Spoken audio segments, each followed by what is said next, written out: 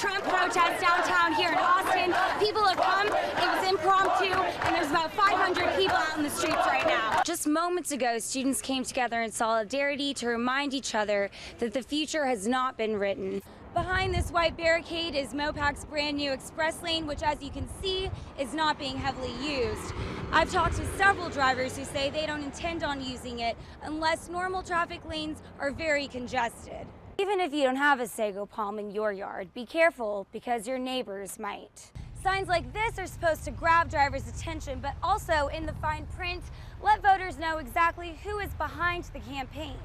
This is what the stamp looks like on my hand, an adult-sized hand. You can only imagine what it may look like on a little kid's hand. Walk with us! Walk with us! It's the day after the election, and UT students are taking to the streets of downtown Austin to protest President-elect Donald Trump. Not my president! Not my president! People have come, it was impromptu, and there's about 500 people out in the streets right now. No Trump! No KKK, no. To kind of see the outrage of people for an election like this, I mean, you can kind of tell the impact it's made on a lot of people. The results of the election impacted so many that police provided an escort to protect the protesters' right to free speech. I know that some people are getting angry. Why are we letting them march? Because you know what? It's important to have these folks to have a platform. And when some Trump supporters found themselves in the middle of the chaos, even they could empathize with the protesters' frustration. I support everyone's right to come out and be heard.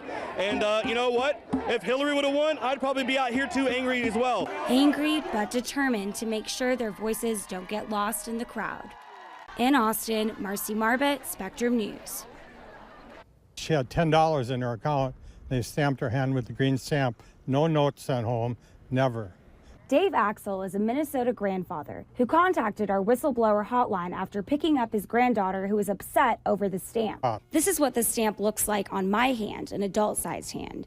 You can only imagine what it may look like on a little kid's hand. A Fergus Falls school official says this approach was suggested by parents, and parents who don't agree with it can opt out. Well, you got to keep in mind at the elementary level, many kids don't understand the difference between that it's actually shaming. Axel worries about the well-being of his granddaughter, as well as others, and how this could lead to bullying. You just don't know how they're going to react or what the interaction is between that stamp and the kids, the way they think. If there's more bullying going on, we would certainly stop the program. Maston adds that this policy has been in place for a long time in the Fergus Falls School District. The child goes through the line without knowledge that there's money in their account or not. All they would know is their hand was stamped, and that's a symbol that would then mean something to their mother and their father about lunch money. But it's not that simple, according to Axel and many other parents across the country, who are letting their school officials know that any form of lunch shaming is unacceptable. Your child or one of your relatives is running around in the school all day long when, you know, they got that $sign on their hand, and, you know, I think it's such a stigma. I've seen quite a few people digging through it and kind of making a mess out of it and not leaving it the way it was to start with.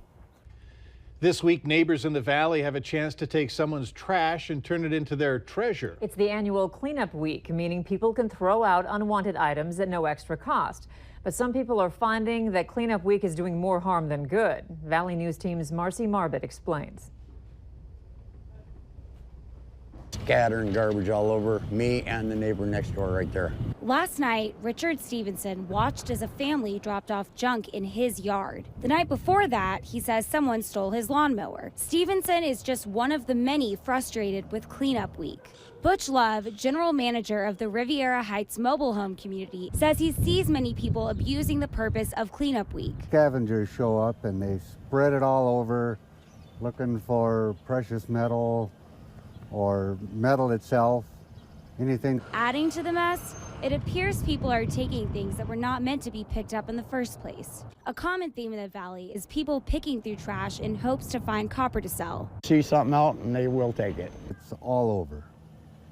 And I think they should crack down on it and make it quit. And if you see something you want on the side of the road, you're asked to keep things tidy. Just respect the stuff and put it, leave it the way they found it. If they want to dig something out, that's fine, but just don't leave a bigger pile of mess than what it was to start with.